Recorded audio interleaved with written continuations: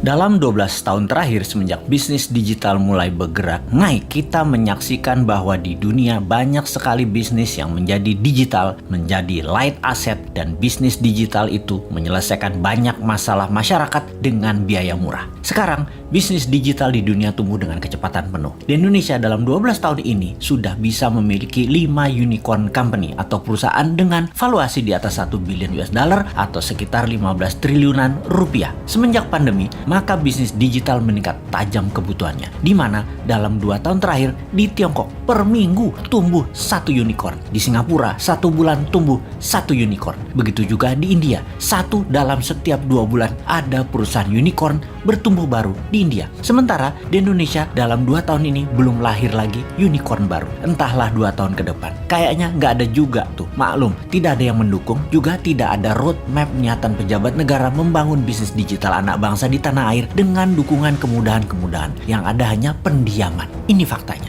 Kalau dilihat dari sisi bisnis, bagaimana kita melihat hal ini? Apakah orang Indonesia itu tidak kreatif yang bisa membuat masalah besar diselesaikan dengan teknologi digital? Atau regulasi pemerintah yang memang terlalu fokus di politik dan terlalu memikirkan pencitraan sehingga lupa mengangkat sendi bernegara lainnya seperti ekonomi, budaya, sosial, pertahanan, dan keamanan? Terlalu politik, sangat politik, serta politik adalah segalanya yang harus didulukan. Sungguh, unicorn ini berciri satu hal, semakin besar problem yang di-solve, semakin besar masalah yang terselesaikan. Maka semakin cepat perusahaan digital itu bertumbuh serta dibutuhkan karena memang menyelesaikan masalah-masalah besar tadi.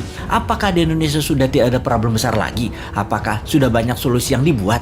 Atau malah kebijakan mengebiri banyak gerakan kreatif masyarakat? Contoh, data di lapangan ada puluhan ribu pendaftar minta sertifikasi BPOM yang sudah tahunan gak keluar. Bagaimana UKM mau maju kalau demikian? Ini adalah salah satu contoh pengebirian kreativitas. Ada sisi lain lagi, di mana di dunia bisnis digital harus menggunakan server nasional sementara kita minta zero downtime. Apakah perusahaan nasional milik negara tersebut berani kasih garansi, yaitu zero downtime? Nggak ada tuh. Bahaya dalam bisnis digital misalnya kalau mau transfer duit, tahu-tahu ngedrop. Namun server dan sarana internetnya nggak berani kasih jaminan atau ganti rugi.